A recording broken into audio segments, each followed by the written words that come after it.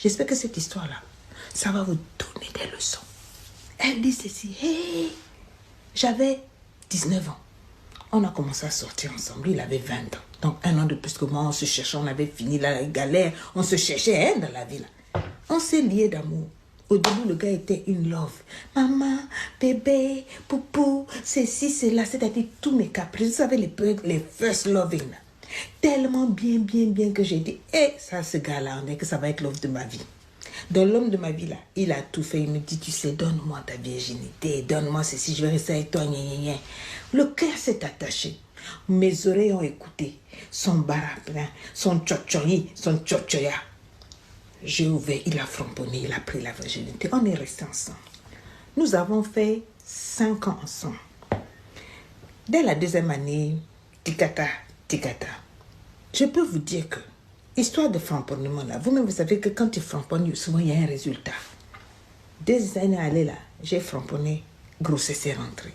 Le gars, il a encore utilisé sa stratégie de bembéa, donc dans mes oreilles.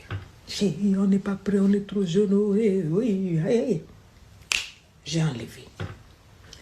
3e année de relation, 2 fois dans une même année, j'ai enlevé 2 fois. Ça fait combien d'avortements? 3. 4e année, rebelote. 5e année, rebelote. Ça faisait déjà 5 grossesses. Je l'ai fait à ça, j'ai dit, papa, qu'est-ce que tu me veux? Est-ce que tu es le sorcier de mon village qui a déménagé pour venir t'asseoir en ville? So that I will understand, que je comprenne un peu quel est ton plan de vie pour moi. Est-ce que c'est de me tuer ou quoi? 5 avortements pour toi seul. Why now? Il a dit vraiment, bébé, excuse-moi, le temps est passé. Là, maintenant, je ne vais plus faire cette fois-ci. Si tu tombes enceinte, on va garder. J'ai dit, je ne vais pas avorter une 6e fois pour toi. Parce qu'il faut que tu comprennes que j'ai une vie, je suis l'enfant de quelqu'un. Il a dit, et puis tu ne m'as pas épousé. C'est dans ça que le gars a commencé à glisser dans mes mains.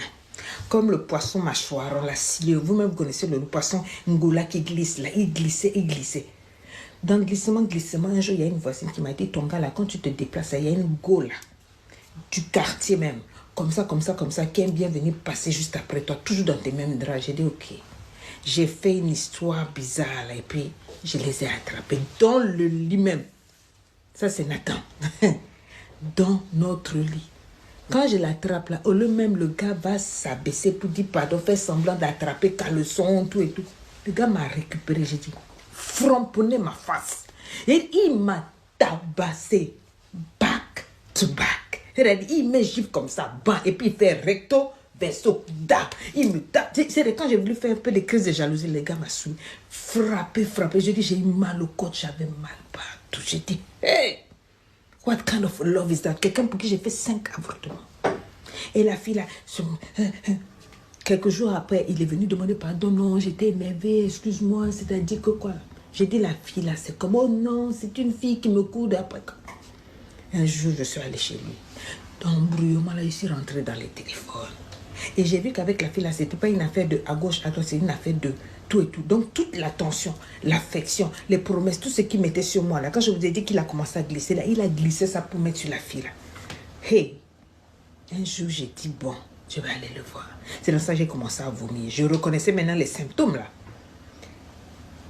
Je suis allée le voir, j'ai dit je suis enceinte. 6e fois. Il dit que non et tout. Bon, tu comprends, j'avais parlé quoi. On va réfléchir là. 1 semaine après, il dit non, il n'y a pas de réflexion. Cet enfant-là va maudire ma vie. Une grossesse, je vais aller où? Je ne suis pas encore bien assis. Je ne suis pas encore bien là. Je lui ai dit non. Même si tu ne m'aimes pas moi, pense-moi ma santé. Je risque de ne plus pouvoir mettre au monde 6 avortements. Est-ce que tu te rends compte? Le gars a commencé, il a dit, je jure. Cette fois-ci, là, si tu fais l'avortement, là, ça sera le dernier. Cette fois-ci, là, je ne vais jamais t'abandonner, même s'il arrive quoi que ce soit. Il a commencé quoi. Il m'a convaincu, j'ai dit, hey Dieu. Je suis allée demander pardon à Dieu. Après, je suis allée à la clinique, j'ai fait sauter ça. J'étais malade. Mon corps était bizarre. Et après, je suis allée le voir. J'ai dit, je veux savoir où on va dans la vie, toi et moi. C'est là que le gars me dit que non, en fait, lui, il sort la fille que j'avais vue là. Que c'est elle qui va épouser. Ils vont se marier, tout et tout. Je l'ai regardé. J'ai dit, tu dis quoi? Il dit, je m'apprête à épouser la fille, toi et moi, c'est fini. J'ai dit, ok. Je suis allée pleurer à la maison. Je vous ai dit que je ne me sentais pas bien. C'est donc je ne me sentais pas bien là que je me suis levée. Je suis allée à l'hôpital. Quand je vais à l'hôpital, j'ai changé d'hôpital, pas les hôpitaux où je suis allée d'habitude faire mes trucs là. On me fait un bilan. On me dit que, mais madame, vous savez que vous ne pouvez plus mettre au monde. Je dis pourquoi? On dit que je ne sais pas ce que vous avez fait, mais votre dernier curetage là, ça a tout gâté. Vous avez comme un utérus pourri. On est obligé d'opérer, on va tout enlever. Vous perdez l'utérus. J'ai dit, hein? On dit oui. On va opérer parce que votre corps là est gâté, il est pourri. J'ai pleuré. Donc le gars lui-même pour qui j'ai fait ça m'a laissé. La grossesse là, toutes les 6 grossesses là, plus stérilité, j'ai dit, on peut maudire la vie de quelqu'un comme ça. J'étais désemparée. Et c'est là que tout le monde commençait à parler du mariage de mon gars avec cette fille-là.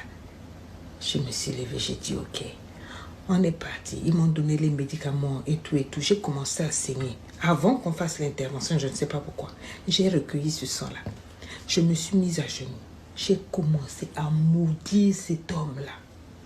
J'ai maudit sa vie, maudit sa destinée, maudit ses chances, maudit son emploi, sa carrière, sa vie financière. Je l'ai maudit, j'ai dit, je l'ai maudit avec l'arme à la pluie. J'ai rappelé tout ce que j'ai fait pour lui, tous les sacrifices et tous les enfants que j'ai tués pour lui. J'ai tout rappelé avec mon cœur.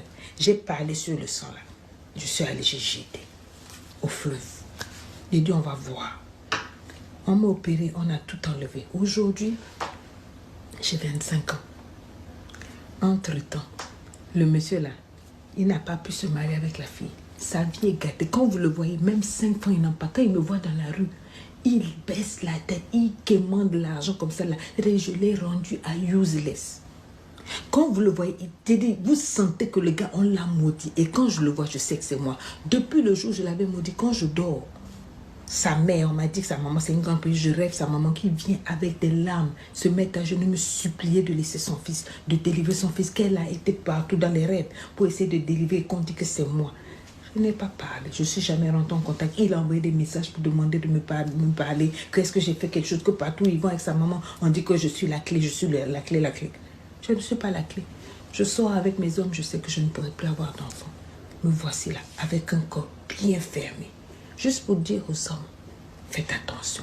Je donne ce témoignage-là afin que les hommes sachent qu'il y a des femmes et il y a des femmes. Quand elles vous maudissent là, le sang est puissant. S'il ne m'avait pas fait ce mal-là, il ne serait pas là où il est. Il n'est pas marié, il est gâté.